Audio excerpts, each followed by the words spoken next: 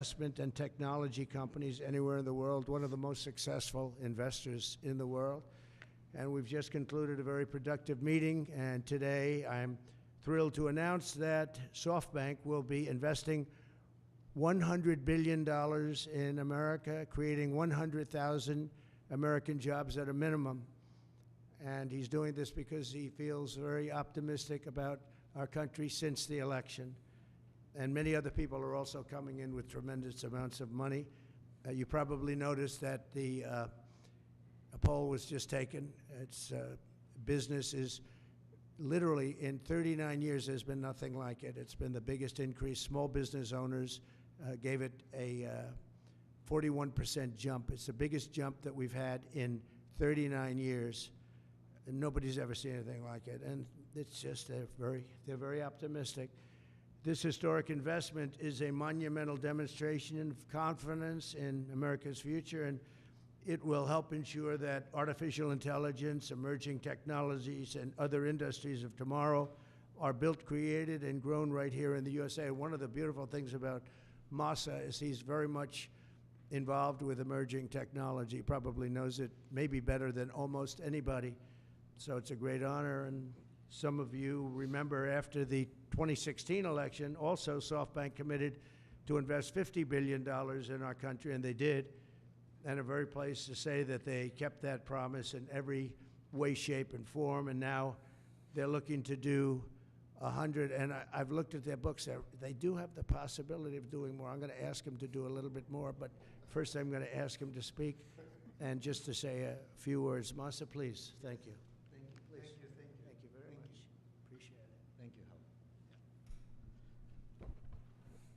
Thank you so much. I'm very, very excited. I would really like to celebrate the great victory of President Trump. And my confidence level to the economy of the United States has tremendously increased with his victory. So because of that, I'm now excited to commit this $100 billion and 100,000 jobs into the United States. This is double of last time, as President Trump said. Because I say, oh, President Trump is a double down president. I'm going to have to double down, you know, $100 billion and 100,000 jobs. This is, you know, my confidence level, because that has doubled down. So I am truly excited to make this happen. And of course, business is important, technology is important.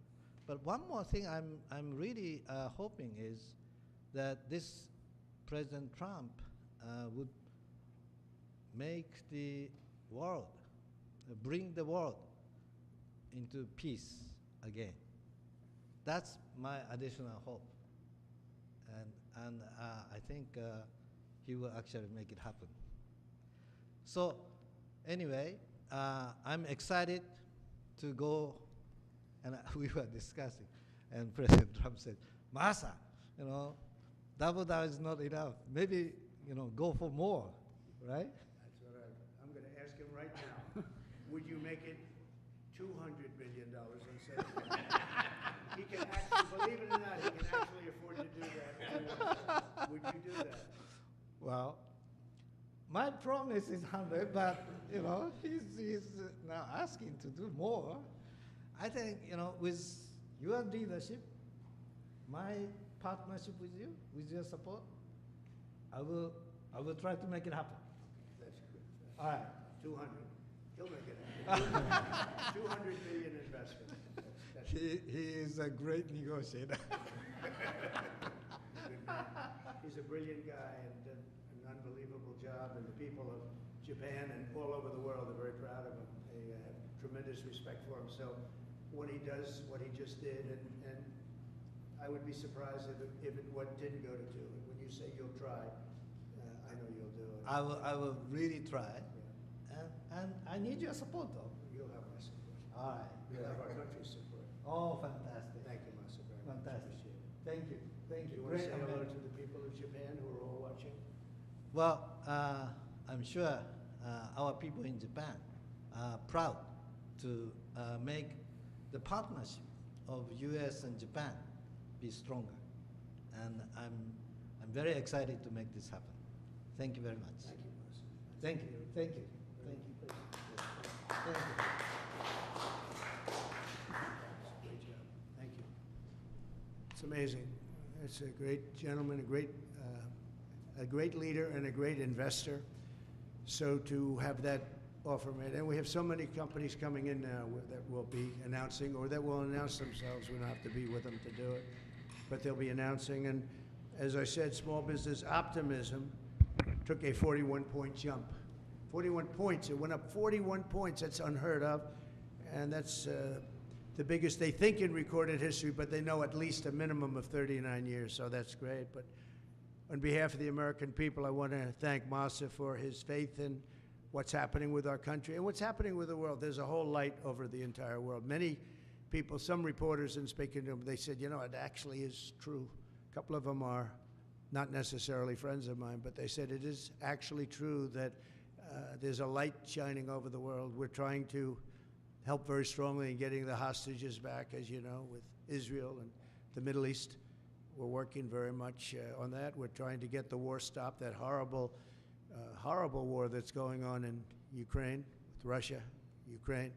We're going to, we've got a little progress. It's a tough one. It's a nasty one. It's nasty. People are being killed at levels that nobody's ever seen. You know, it's very level fields, and the only thing that stops a bullet is a body, a human body. And the number of soldiers that are being killed on both sides is astronomical. I've never seen anything like that. And rapidly, I get reports every week, and it's not even, you know, it's like just they're going down. Nobody's seen anything like it. It's a very flat surface, a very flat land. That's why it's great farming land. It's the breadbasket for the world, actually. But it's very flat, and there's nothing to stop a bullet but a body. There's no protection, no nothing, and it's what's happening there is far worse than people are reporting for both sides. So we're going to do our best, and we've been doing our best, and we'll see what happens. But since the election, I've been working every day to put the world at ease a little bit, to get rid of the wars. We had no wars when I left office, and now it's the whole world is blowing up. But there's great optimism, and you saw that by SoftBank. Starting on day one, we'll implement a rapid series of bold reforms to restore our nation to full prosperity. We're going to go full prosperity and to build the greatest economy the world has ever seen, just as we had just a short time ago. We had it in my term. We had the greatest economy that the world had seen. We were blowing away everybody. Our country was doubling up on China, doubling up on everybody, and everybody knows it. And then we had to slow it down with COVID, unfortunately, at the end. But even then, I gave it back with a substantial increase of the stock market, bigger than it was pre-COVID, so it was pretty amazing. Already preparations are underway to slash massive numbers of job-killing regulations, eliminating 10 old regulations for every new one. You put a new regulation on, you have to get rid of 10, and we'll be able to do it. And that was about the percentage we had. We cut more regulations than any president has ever cut, by far, actually, by approximately 5 times. Some of those regulations, unfortunately, were put back on, but we'll catch up very quickly. We'll catch up with it. One of the things I'd like to ask the Biden administration, as you probably heard, there are 2 events that took place. We're talking about a friendly takeover, a friendly transition, as they like to say. This is a friendly transition, and it is, but there are 2 events that took place that I think are very terrible. One is that if people don't come back to work, come back into the office, they're going to be dismissed. And somebody in the Biden administration gave a 5-year waiver of that, so that for 5 years, people don't have to come back into the office. It involved 49,000 people. For 5 years, they don't have to go. They just signed this thing. It's ridiculous. So it was like a gift to a union, and we're going to obviously be in court to stop it. The other thing is really terrible. We spent a tremendous amount of money on building the wall. The wall was designed specifically by the Border Patrol because it's very hard to climb. They need to have see-through. They need it to be steel because you can't cut. It's very powerful steel. It's very hard steel. It's a special type of steel, but very, very hard to cut. Inside the steel, as you know, we pour concrete, and that's a grade 10 concrete, which is a very strong concrete, very as though you were building about a 60-story building. It's very powerful concrete. They've made tremendous technology advances in the word concrete. Who would think that? But I know that from the construction industry.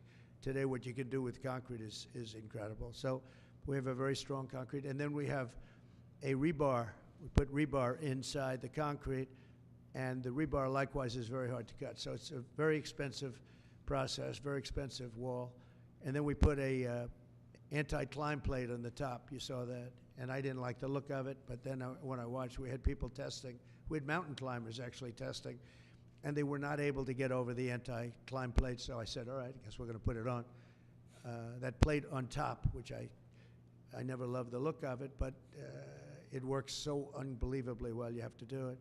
So we spent a lot of money on building it, and we have hundreds of miles that we put up. A lot of people don't realize, but we did 571 miles of wall. That's why we had such good records, in addition to the fact that Mexico helped us with their military. They kept people out, and they were actually very good under the past leader. But now we ordered an additional 200 miles of wall. It's very expensive, and now it's about double the price of what it would have been 6 years ago. And the administration is trying to sell it for 5 cents on the dollar, knowing that we're getting ready to put it up. And what they're doing is really an act. It's almost a criminal act. They know we're going to use it, and if we don't have it, we're going to have to rebuild it, and it'll cost double what it cost years ago, and that's hundreds of millions of dollars, because you're talking about a lot of wall. I built much more than I said I was going to build, but then after it was built, I said, you know, we can do some more, because it's sort of like water, people flow through.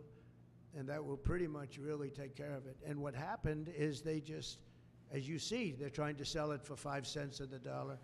And that's really, that has nothing to do with a smooth transition. That has to do with people really trying to stop our nation.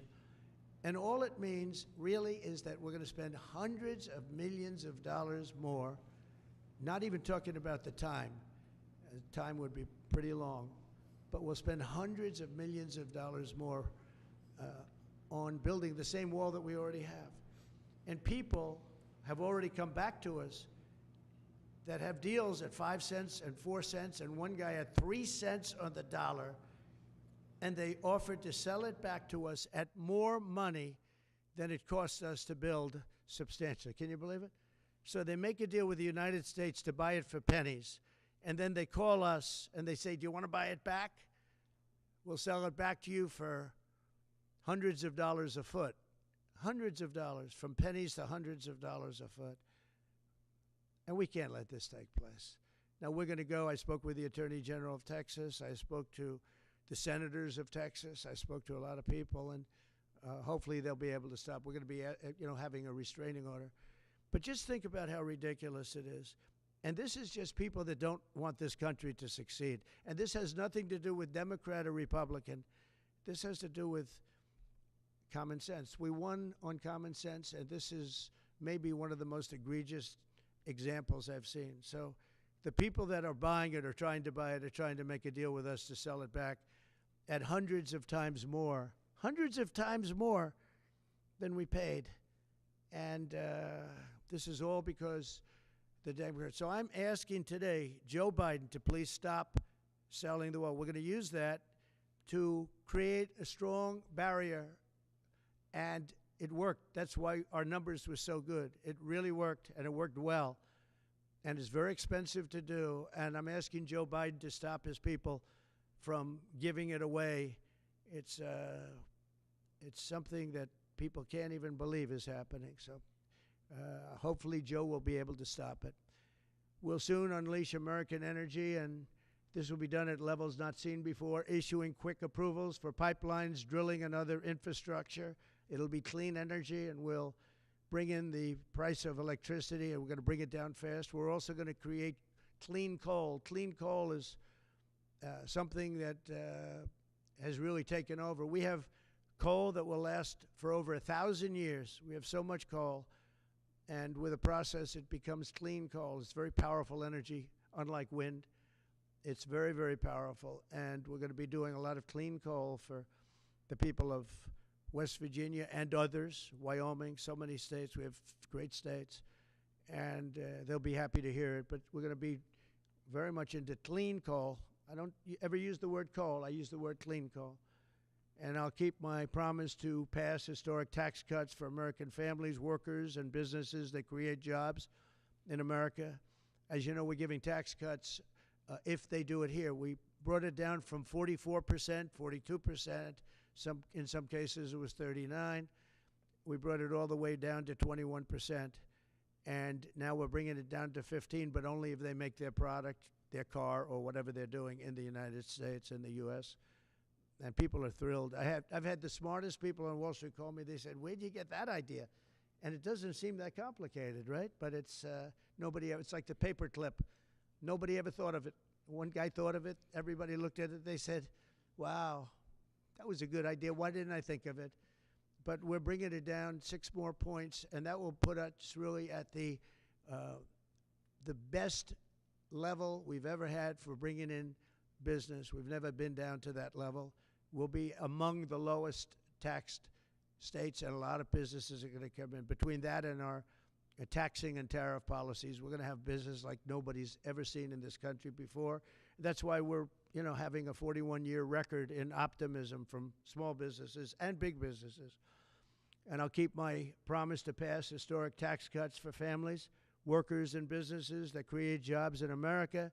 Any business that invests $1 billion or more in the United States will be eligible for fully expedited permits and approvals, including environmental approvals from the federal government. So when companies come in, if they're going to invest $1 billion or more, there'll be many of them, and they'll go into Detroit, and they'll go into a lot of places where we want them. You saw how well I did with the auto workers. We did unbelievably. You saw how well we did with the Teamsters, and also the non-union were record 98%, 97%. Nobody's ever got numbers like that because we're bringing business back, and they're all coming back. We lost them over years of stupidity, I call it. I call it the years of stupidity, the decades of stupidity. Through the Department of Government Efficiency, Elon Musk has been working very hard with various people, including Vivek. We're going to eliminate hundreds of billions of dollars of waste and fraud, and I can only tell you, I'll give you a little early report, they're finding things that you wouldn't even believe. So we're looking to save maybe $2 trillion, and it'll have no impact. Actually, it'll make life better, but it'll have no impact on people. It's not like we will never cut Social Security, things like that. It's just waste, fraud, and abuse. And we'll immediately restore the sovereign borders of the United States and stop illegal immigration, which is costing us, I believe, trillions of dollars a year. I think it's a cost that nobody's ever seen anything like it.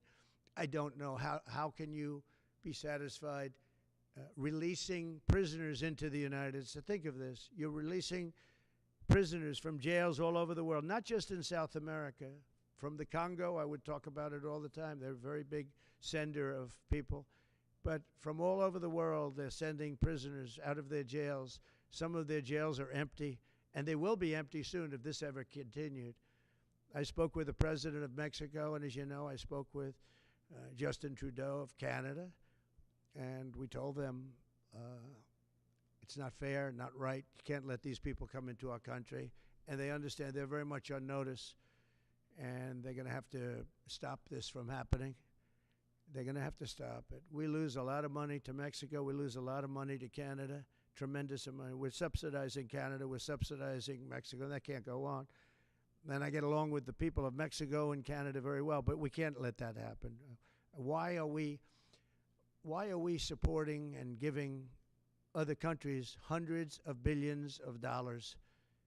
It's not fair. It's not right. And the people of Mexico and Canada fully understand that. We've talked about it before, but now we're doing something about it. We started, and then we had to fix the COVID situation, and that's what we did. but now we're doing it. We're doing it from the beginning. Howard will be largely in charge. We'll be working on it together. Howard's terrific. He's done a fantastic job, and he's really helped us a lot with transition. I think we have fantastic people coming in. So all of these policies will help us rapidly defeat inflation, create millions of new jobs, and put money in the pockets of the hardworking families of our country, pay off debt. We're going to be paying off a tremendous amount of debt. We're $36 trillion. You don't want to be there. And we're going to be using a lot of the money that we make. We're going to be opening up a lot of businesses that are going to be pouring in because of our tax policy. And we're going to use the money that we made to pay off debt and to reduce taxes. We're going to further reduce taxes. If you remember when we reduced them last time, that brought a tremendous amount. We brought it down to 21%, and that was the biggest tax cut in the history of our country. And nobody ever thought this would happen, but this is what's supposed to happen. We actually ended up taking in more revenue at 21 than we did at 40%, which was pretty amazing. But this will be the most exciting and successful period of reform and renewal in all of American history, maybe of global history. The golden age of America, I call it. It's begun. So it's the golden age of America, and that's what it's going to be. And we hope we don't have any intervening problems, because things happen. Like out of nowhere came the China virus. Out of nowhere came other things we don't want to have. You know, when I left, we had no wars. We had no problems. The Middle East was good. We did the Abraham Accords. We did things that nobody thought were even possible. But think of it, 4 years ago, we had no wars. You didn't have Russia going into Ukraine. They wouldn't have done it. They weren't even thinking about it. When they saw what happened in Afghanistan, I think they gave them an idea. But they wouldn't have done it. They would have never gone. President Putin would have never gone in. And now you look at all those people are dead. All those cities are destroyed. You know, it's nice to say they want their land back, but the cities are largely destroyed. They've left Kiev because probably maybe they want to use it or occupy it, but they haven't done it. They've done a lot of damage, but relatively compared to the other cities, very little. But many of those cities are gone. Those beautiful towers, those beautiful buildings that they had are now laying on their sides, destroyed, totally destroyed. The turrets and all of the magnificent 1,000-year-old, 2,000-year-old structures that were very strong are blown to smithereens. You look at some of those cities and not one building standing. So, you know, when you say take over the country, take over what? Take over what? That's a 100-year rebuild. Take 100 years to rebuild it, and you can never have it the way it was. What a shame. It should have never happened. It would have never happened. If I were president, that war would have never happened. Nor would Israel have happened with the attack on Israel. So we're inheriting big challenges at home and all over the world. Again, we had no wars. We had no problems. We had no inflation. We had no inflation. We had it less than 1%. Perfect number. And then we had inflation, the likes of which I say, I don't believe the country's ever seen inflation like that. They say 38 years. I don't know. I think it's probably ever. But we're going to take care of all of it. We're going to get the prices down by energy. The energy is going to come in. We have more energy than anybody else. We're going to use it.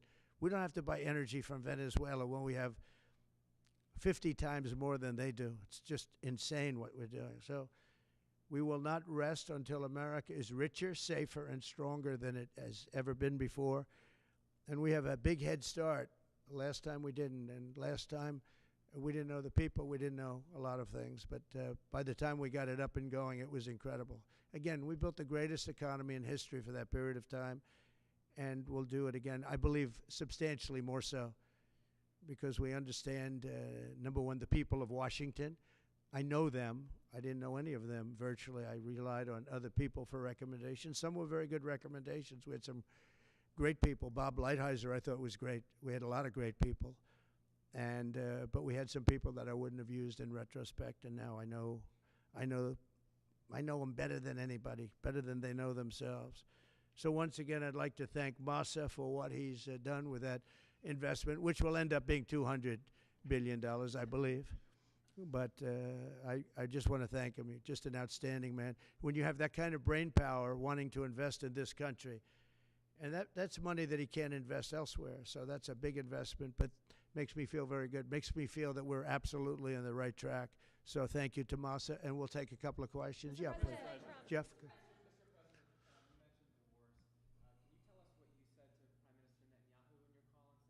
Yeah. Well, I'm not going to comment on the Putin question, but I will comment on Bibi. We had a very good talk. We discussed what is going to happen, and I'll be very available on January 20th, and we'll see. As you know, I gave warning that if these hostages aren't back home by that date, all hell's going to break out, and very strong. But we generally just discussed. I asked him, where are things? Mike Waltz they're doing a great job, by the way. Everybody is very happy. I think he's doing a fantastic job. But he was very much involved in the call. But it was a recap call more than anything else. President Trump, how do you plan to stop the ban on TikTok next month? Who? How do you plan to stop the ban on TikTok next month? We'll take a look at TikTok. I have a warm spot in my heart for TikTok because I won youth by 34 points. And there are those that say that TikTok had something to do with that. Now, Joe Rogan did, and some of the other people that were recommended by my son Barron, he knew names. I said, who is that? Tell me, who's that? Dad, you gotta be kidding. I can't believe you don't know. And I did those interviews, and it was actually sort of cute. Do you want to know the truth? But we did them, and that had an impact. But TikTok had an impact, and so we're taking a look at it. But we won youth. Republicans are always 30 points down in youth. I don't know why, but we ended up finishing.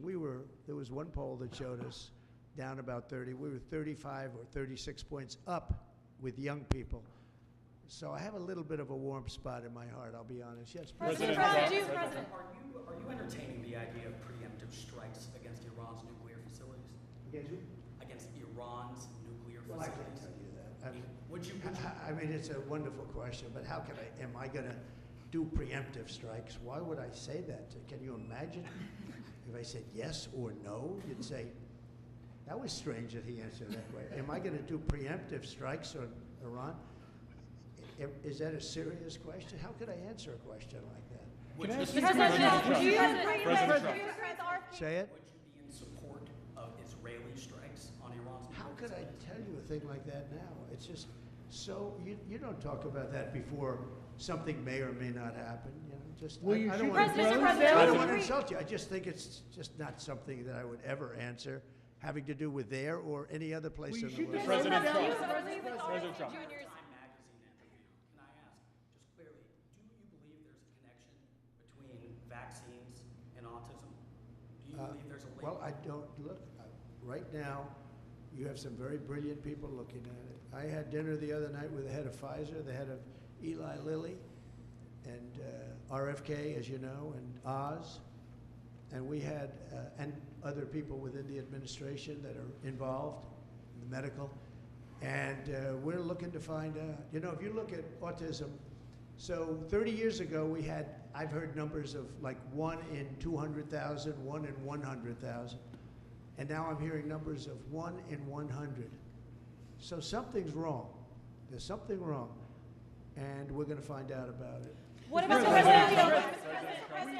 president? Can I follow up on Robert Kennedy? He's on the Hill today. He's meeting with senators. What do you say to people who are worried that his views on vaccines will translate into policies that will make their kids less safe? No, I think he's going to be much less radical than you would think. I think he's got a very open mind, or I wouldn't have put him there. He's going to be very much less radical. But there are problems. I mean, we don't do as well as a lot of other nations, and those nations use nothing. And we're going to find out what those problems are.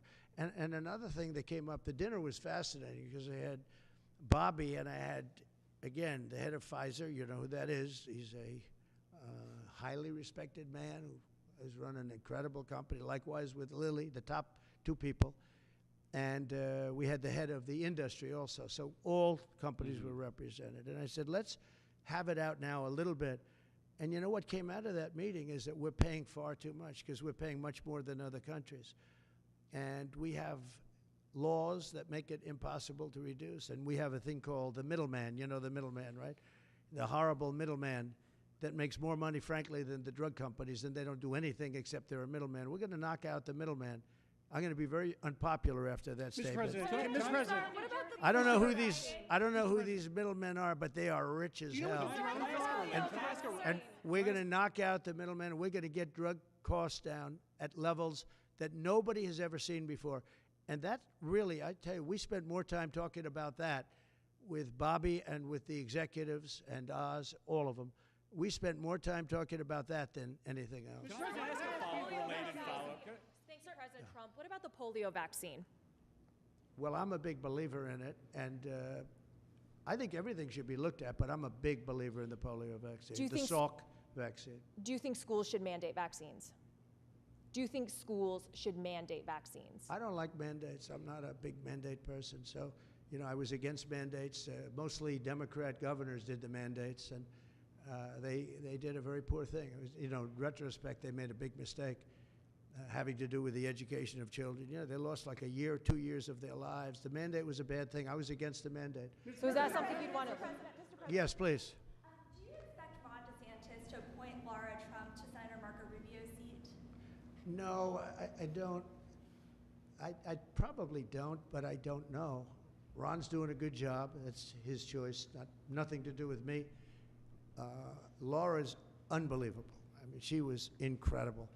The job she did at the RNC as chairman, along with Michael Whatley, the combination. But I can just speak for Laura. She is so highly respected by women.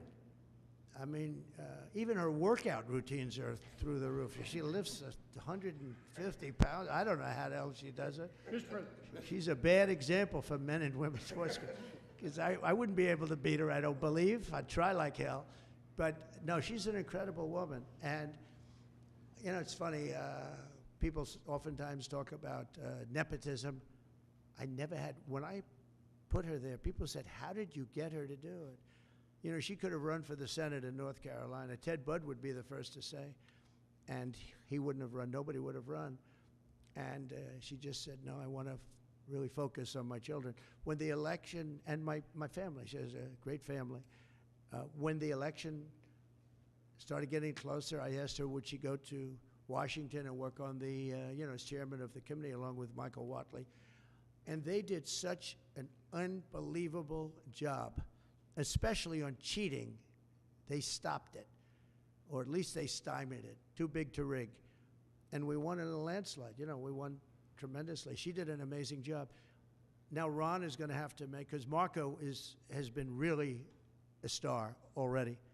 And we haven't started, but, you know, we see signs of from some people, or very early, we see signs of stardom, and Marco has done incredibly. He's sort of born for it. It was such an easy decision. The Marco decision was such an easy, but he leaves a vacancy in Florida, and Ron's going to have to make that decision, and he'll make the right decision. I also know that Laura's got so many other things. I mean, she's got so many other things. People want her to be on television. They want to give her contracts. You know, her predominant thought is our country and her family. Those are her thoughts. But she's got so many other things that she's talking about. He'll make the right decision. Mr. President. Should senators who oppose your nominees, your cabinet nominees, should they be primary? If they are unreasonable, I'll give you a different answer, an answer that you'll be shocked to hear. If they're unreasonable, if they're opposing somebody for political reasons or stupid reasons, I would say has nothing to do with me. I would say they probably would be primaried. But if they're reasonable, fair, and really disagree with something or somebody, I could see that happening. But I do believe that if they're I think we have great people. I think we have a great group of people. Pam has been unbelievably received. You take a look, Pam Bondi. So many have been just unbelievably received. I think Pete Hegseth is making tremendous strides over the last week. He's going to be great. Look, he went to Princeton, he went to Harvard, he was a great student there, but he really was, from the first day I met him, all he wanted to talk about was military. He's just a military guy. I think it's a natural. This was my idea. And you know, Pete Hegseth gave up a lot because he was going big places in Fox, big places, a lot of money. And he didn't even hesitate. When I said, do you want to do this? He said, absolutely. I said, you know, if it doesn't work out, you'll never have the opportunity that you have right now in terms of the world of entertainment or business, whatever you want to call it. You'll never have that opportunity again. In fact, it could be just the opposite because it's nasty out there. He said, I don't care. I have to do it for my country. He gave up a tremendous amount. If this didn't work, it would be a tragedy. Because, but that's what he loves. He loves the military. I never talked to him about anything else. He'd talk about the military. He'd come to see me about a soldier that was unfairly treated, and could I help? That's the only thing I virtually ever talked to him about. And I always remembered it. I've seen him many times, and I don't think I've ever had a subject on anything other than military with him. That's where his love is. And he didn't say, well, I'd like to think about it. I'd like to talk to my family. He said, not even a contest. And, you know, he was going through the roof over there. He was doing great. They have the #1 show that Saturday and Sunday with Will and Rachel. That was great chemistry. And if this didn't work out for him, it would be actually sort of tragic. Yeah. Would you consider pardoning Eric Adams? Yeah, I would. Yeah. I think that he was treated pretty unfairly. Now, I haven't seen the gravity of it all, but it seems, you know, like being upgraded in an airplane many years ago. I know probably everybody here has been upgraded. They see you're all stars, and they say, I want to upgrade that person from NBC. I'm going to upgrade him. And that would mean you'll spend the rest of your life in prison. I don't know. Somehow, I hope not. I mean, I'd have to see it because I don't know the facts. I think he was treated. You know, it's very interesting. When he essentially went against what was happening with the migrants coming in, and you know, he made some pretty strong statements like, "This is not sustainable." I said, "You know what? He'll be indicted soon," and I said it not as a prediction, a little bit lightheartedly, but I said it. I said he's going to be indicted. And a few months later, he got indicted. So, yeah, I would certainly look at it. Yes. Mr. President, can I ask you a question about the drones? With 900 troops in Syria, are you planning on pulling them when you get into office, or will you make? Well, you know, we had 5,000 troops along the border, and I asked a couple of generals, so we have an army of 250,000 in Syria, and you had an army of 400,000. They have many more people than that. Turkey is a major force, by the way, and Erdogan is somebody I got along with great, but he has a major military force, and his has not been worn out with war. It hasn't been worn out with all of the other things. I mean, he's built a very strong, powerful army. And so we have 5,000 soldiers in between a 5 million person army and a 250,000 person army. And I asked the general, what do you think of that situation? He said, they'll be wiped out immediately. And I moved them out because, and I took a lot of heat. And you know what happened? Nothing. Nothing. I saved a lot of lives. Now we have 900. They put some back. But 900, if you're talking about two, now one of the sides has been essentially wiped out, but nobody knows who the other side is. But I do. You know who it is? Turkey. Okay? Turkey's the one behind it. He's a very smart guy. They've wanted it for thousands of years. And he got it. And those people that went in are controlled by Turkey. And that's okay. It's another way to fight. But no, I don't think that I want to have our soldiers killed. But I don't think that will happen now anyway because the one side's been decimated. Mr. President, I want to ask you a question about the drones. Are you concerned about more unrest in that region, or do you think it will calm? Well, nobody knows what the final outcome is going to be in the region. You know, nobody knows who really the final. I believe it's Turkey, and I think Turkey is very smart. He's a very smart guy, and he's very tough. But Turkey did an unfriendly takeover without a lot of lives being lost. I can say that Assad was a butcher. What he did to children. You remember I attacked him with the 58 missiles, unbelievable missiles coming from ships 700 miles away, and every one of them hit their target. But I did that. That was the red line in the sand. Obama drew it, and then he refused to honor what he did. He said, if anybody goes across the red line, and Assad killed many more children after that, and Obama did nothing, but I did. I hit him with a lot of missiles. In fact, President Xi was sitting here the night he was in that dining room having chocolate cake. Remember the famous chocolate cake? But and that's when I explained what we were doing as the missiles were shot, and it was amazing as to precision, because every one of those missiles hit its target from a long distance away. Had President Obama drawn the line and where it meant something, you wouldn't have even had Russia there. But in the end, I never understood why Russia went there. They were not getting very much out of it. But now their time is taken up with Ukraine, and we'd like to get them to stop on Ukraine, and Ukraine stop also.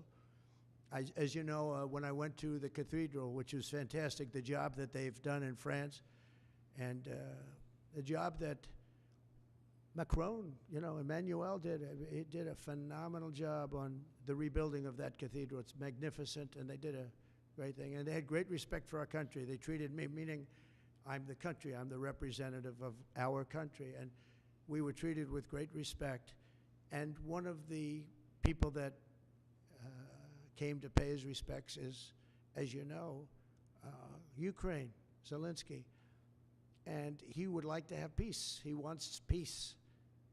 Everyone's being killed. It's the worst carnage that this world has seen since World War II.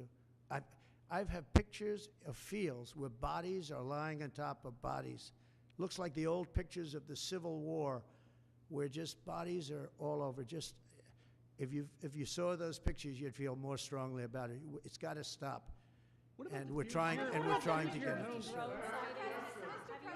Well, we're gonna see. We're gonna be talking. We'll be talking to President Putin, and we'll be talking to the representatives, Zelensky and representatives from Ukraine. We got to stop it. It's carnage. What about the fear here at home of the drones? Good to see you. Thank you. Good to see you. Good to see you. Can you comment on the drones that are flying around New Jersey ports? It seems like the American people have a big disconnect. The government knows what is happening. Look, our military knows where they took off from. If it's a garage, they can go right into that garage. They know where it came from and where it went. And for some reason, they don't want to comment. And I think they'd be better off saying what it is. Our military knows, and our president knows. And for some reason, they want to keep people in suspense. I can't imagine it's the enemy, because if it was the enemy, they'd blast it out. Even if they were late, they'd blast it. Something strange is going on. For some reason, they don't want to tell the people, and they should, because the people are really, they happen to be over Bedminster. Will you Want to shoot know them the down? truth. They're very close to Bedminster. I think maybe I won't spend the weekend in Bedminster. I've decided to cancel my trip. Have you received an intelligence briefing on the drones? I don't want to comment on that. Have you been Do you have any reason to think they're a threat? Two quick questions. First, on vaccines, do you want RFK Jr. to revoke any vaccines? No, I want him to come back with a report as to what he thinks. We're going to find out a lot. We're doing two things. We're going to have tremendous cost savings will come out of this. That's a minimum. And we're also going to have, and I think, very serious discussions about certain things, whether it's pesticides. Europe doesn't use pesticides, and yet they have a better mortality rate than we do. They don't use pesticides. In fact, they use it as an excuse not to take our farm product. We spend billions and billions of dollars on pesticides, and something bad's happening. Again, you take a look at autism today versus 20, 25 years ago. It's like not even believable. So we're going to have reports. No, nothing's going to happen very quickly. I think you're going to find that Bobby he's a very rational guy. I found him to be very rational. No, nothing, you're not going to lose the polio vaccine. That's not going to happen. I saw what happened with the polio. I have friends that were very much affected by that. I have friends from many years ago, and they have, obviously, they're still in not such good shape because of it. And many people died. And the moment they took that vaccine, it ended. Dr. Jonas Salk did a great job, so I don't anticipate that at all. But we're going to look into finding why is the autism rate so much higher than it was 20, 25, 30 years ago. It's 100 times higher there's something wrong, and we're going to try finding that. We're also going to find out why are we paying more than other countries. And we were in the process of doing that through transparency and other things. We were doing a good job in that first term, and we brought it down. We got the $35, all of the different things. We got, we were the ones that got all of that done. Every one of those things, we got them done. I said, I hope I win, because otherwise somebody's going to take a lot of credit for what we did. But now what happens is we're gonna have a big conversation on price. Why is it that Germany and UK and other countries are paying so much more for the same box of medicine made in the same plant? Why is it that we're paying many times more? And I know the answer, because our government didn't do what they were supposed to do. And what I put in place was terminated unexpectedly by the Biden administration, and they shouldn't have terminated it. It would have had a huge impact. And Mr. President, one quick question. On Ukraine, you mentioned that some of the areas are already decimated. Do you believe that Ukraine should cede territory to Russia? Well, I'm going to let you know that after I have my first meeting. But a lot of that territory, when you look at what's happened to those, I mean, there are cities that there's not a building standing. It's a demolition site. There's not a building standing. So people can't go back to those cities. There's nothing there. It's just rubble. Just like when I knocked down a building in Manhattan, which is actually, this is worse, actually, because we do it step by step. This thing has just got demolished. And by the way, in those buildings are many people. Many people were in those buildings. When they say the number in Ukraine is going to be a much higher number of death, is going to be a much higher number than you're hearing. They're big buildings. This is what I did very well. And these are very long buildings. They're 15 to 20 stories high. They're massive buildings. I was surprised at how big. And they're flattened like a pancake. 1 or 2 bombs hit them, and they just collapsed. And they'd say, nobody was hurt. Well, nobody knows who was in those buildings. There were a lot of people in those buildings. They're going to find that when they start doing the removal. Many more people are being killed in the Ukraine war with Russia than is being reported, and that includes soldiers. The soldiers are being, it's a carnage that we haven't seen since the Second World War. It's got to be stopped. And I'm doing my best to stop it. Yeah, please, go ahead. You had a meeting with Mrs. Abe yesterday, but Japanese Prime Minister Mrs. Abe, yeah. And Japanese Prime Minister Ishiba is hoping to have a meeting anytime soon. I will do that. In fact, I sent him a memento. I sent him a book, the Prime Minister. But Mrs. Abe was very close with our First Lady, with Melania, and she loved Melania's book. And she called and wanted to know if she could have. I was very close to the Prime Minister, Shinzo Abe. He was great. He was a great man. And his wife wanted to know if it would be possible to have dinner. And it was just out of respect to Shinzo. And yes, I'd love to see the Prime Minister, and we will do that. I actually sent him a book and some other things for him through Mrs. Abe. Will that happen before the inauguration day? It could. If they'd like to do that, I would do that, yeah. Sir, President Trump, we just have No, I have great respect for the position, and if he'd like to do that, I'd be here. Mr. President, you have the border that Ambassador to Japan will be George Glass. Is that your final decision? Highly respected man. That's right. Highly respected. He's been an ambassador before. Did a fantastic job. We consider Japan very important. He's very highly respected. Okay, couple of Which other world leaders have you invited to the Next question about the border. inauguration? Which other world leaders have you invited to the inauguration? The world leaders are calling me, and some Are they really coming? would like to meet. No, I mean literally, they're calling me, and I'll be seeing some of them. I think it's rude not to. I mean, it's hard to say I'm not going to see you, and I've spoken to way over 100 where they called to congratulate on not only the election but the size of the election, the extent of the victory, and they were great. I mean, I spoke to over 100 countries. You wouldn't believe how many countries there are, and I'm trying the best I can to get back to everybody, but there are a lot of countries, and every one of them, literally everyone called, and it was very nice. So Yeah, I'd see some if some felt it was an emergency. I've seen, Anyone in as you know, particular? I've seen President Zelensky. He came to France while I was there for the cathedral opening. They actually had about 70 presidents and prime ministers, and in one case, a king.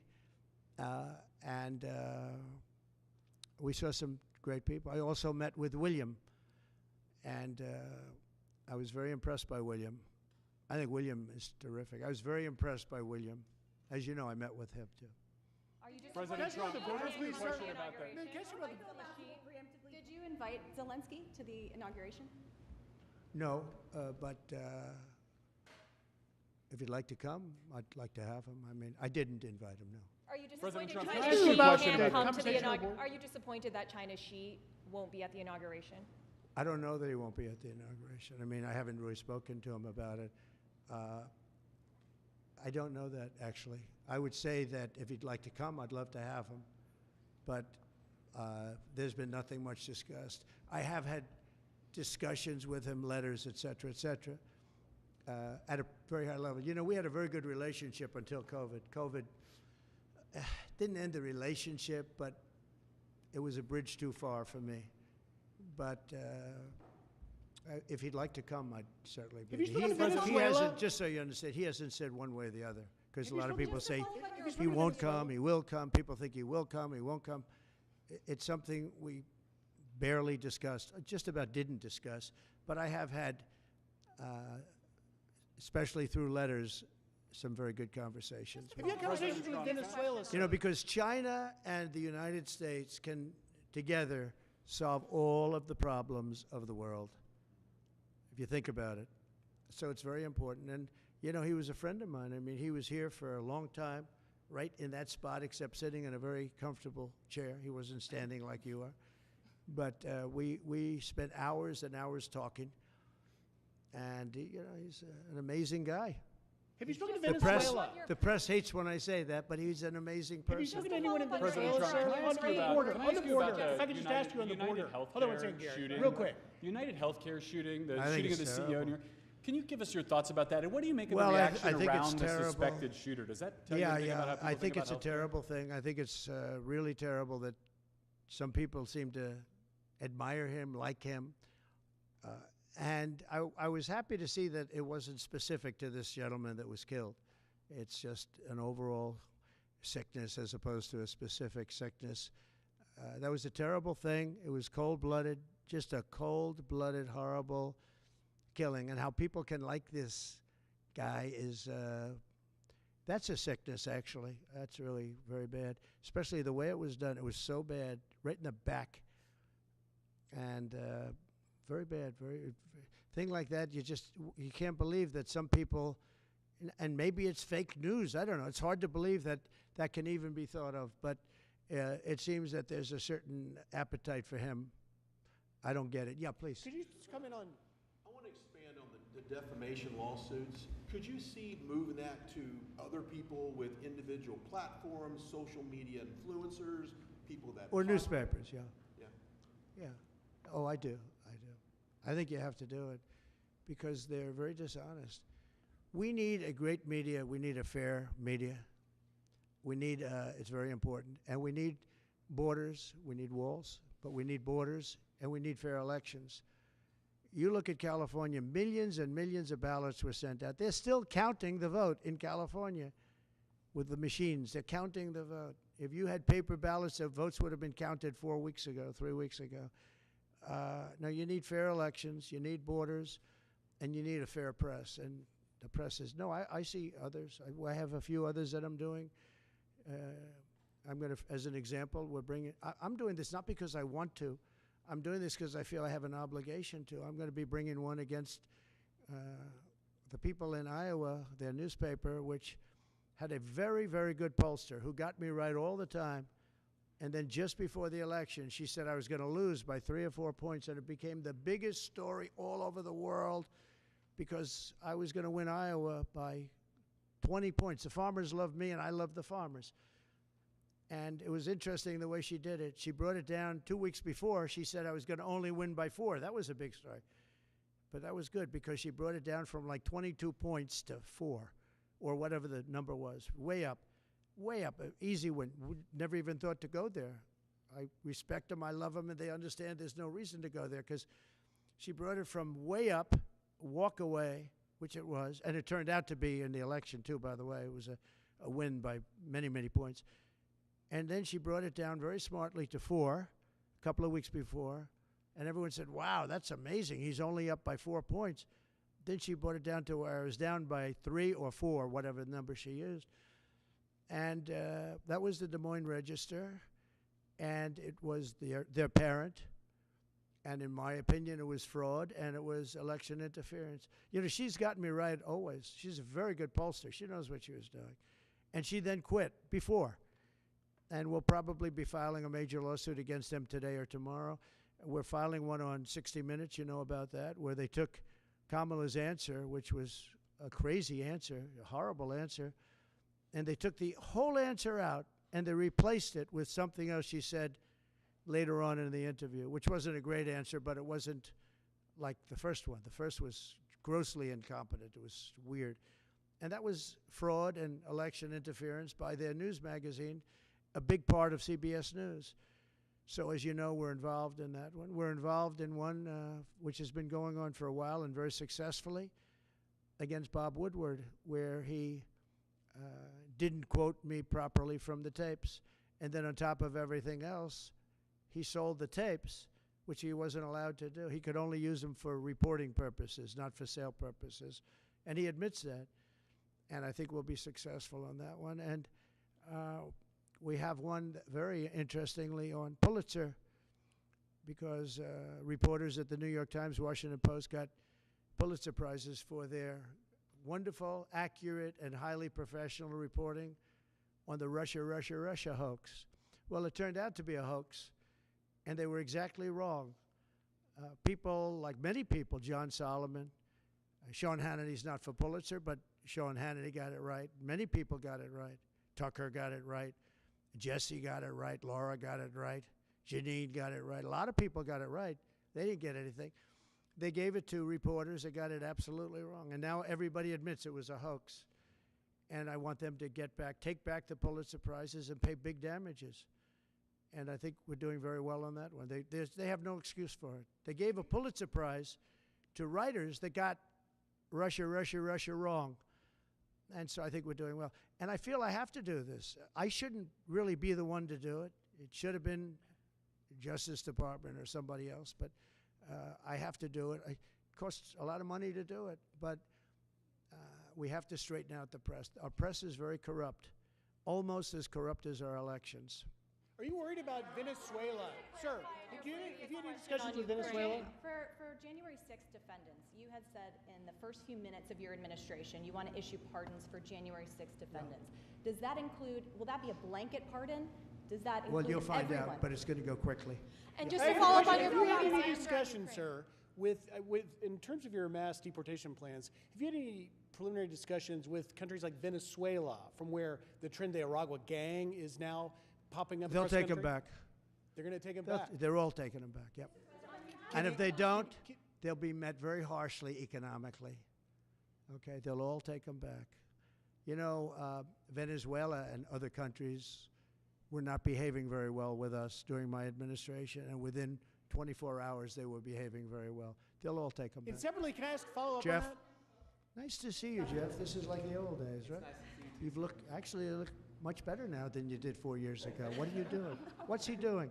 All right, go ahead. Thank you, sir. The first day you just mentioned that you're in office, I imagine you've got some executive orders that you're going to go through. Can you tell us what your We'll have a lot. Well, what are your priorities? I'll bet you could tell. You could say as well as I could. We will have many executive orders and other things that we'll be signing on the first day. Can you also, just going back to my initial question about the Middle East, you said that your conversation with Prime Minister Netanyahu was kind of a review.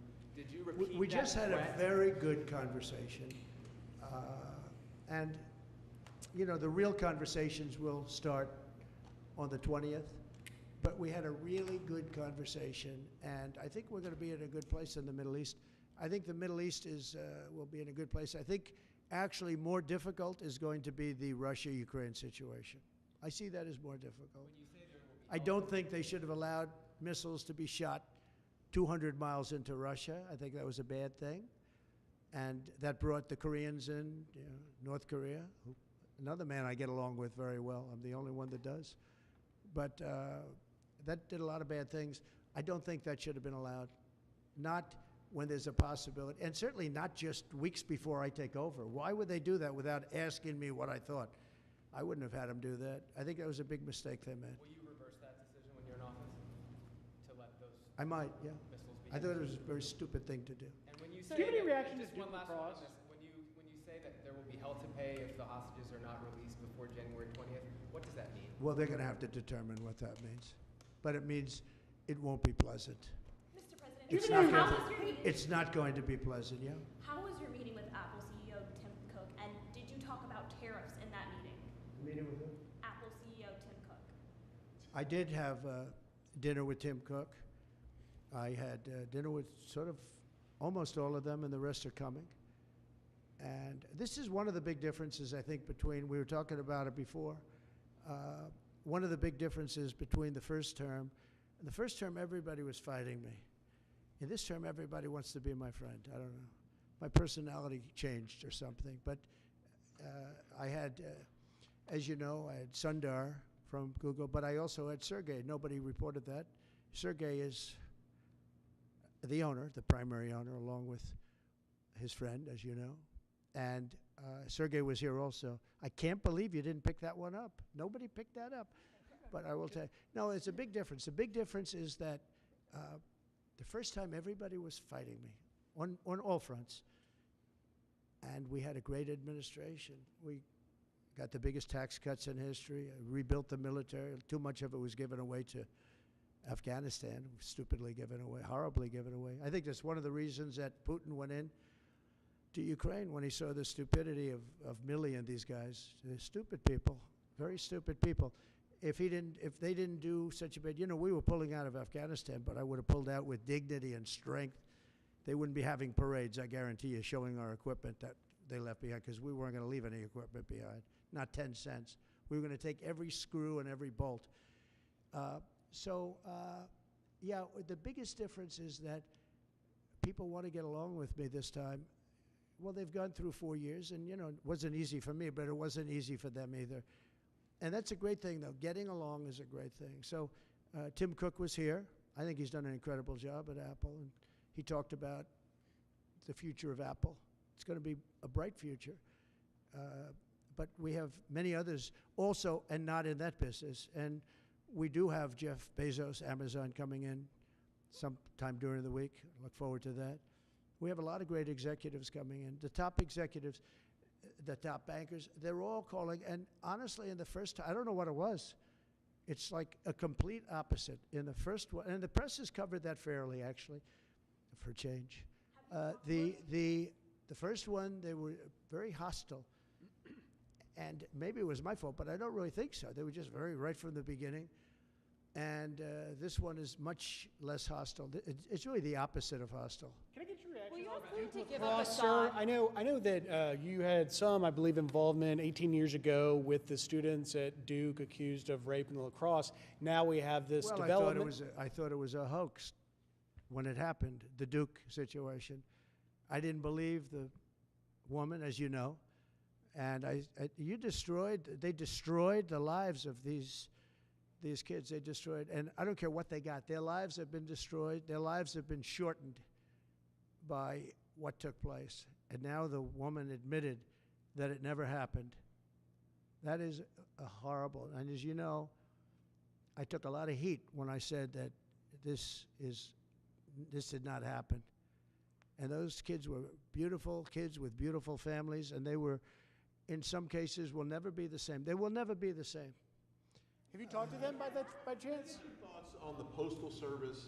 You mentioned Bezos a second ago, and I've always thought Bezos would be a key person to go in there and really streamline the logistics of the post office, but they lose billions. Well, there is talk about the Postal Service being taken private. You do know that. Not the worst idea I've ever heard. It really isn't. It's a lot different today with between Amazon and UPS and FedEx and all the things that you didn't have. But there is talk about that.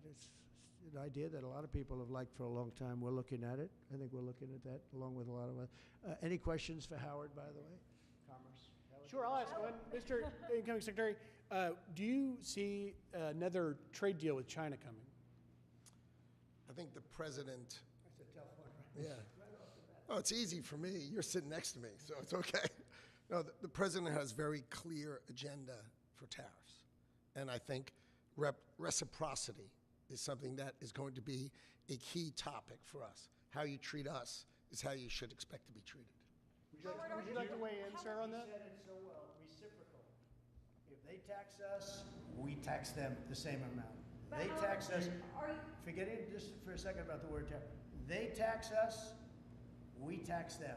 And they tax us, almost in all cases, they're taxing us, and we haven't been taxing them. Is that deal already underway?